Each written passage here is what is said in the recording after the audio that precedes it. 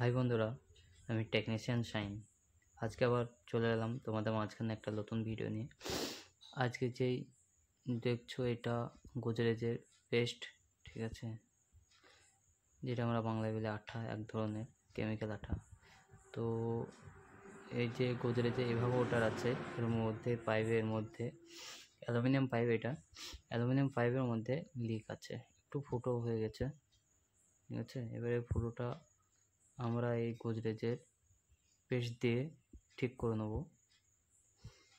তো অনেক টেকনিশিয়ান ভাইরা কী করে চেঞ্জ করে দেয়, এভাবে ওটারটা লিক হলে চেঞ্জ করে দেয়। তো আমরা কাস্টমারের বাজেটের দিক থেকে একটু মানে কাস্টমারকে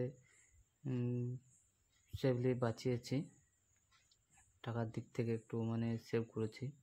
কাস্টমারটা সেরকম হাইফাই নয়, তো আমরা সেই চিন্তা করে মালটাকে চেঞ্জ করে নিই, রিপেয়ারিং করেছি, ঠিক আছে। সবসময় নিজেদের ভাবা ঠিক না, আমাদের কাস্টমারের জন্য ভাবতে হয়।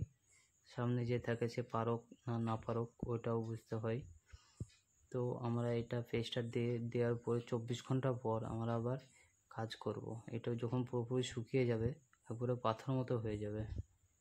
তো বন্ধুরা, পরের ভিডিওতে দেখা যাক।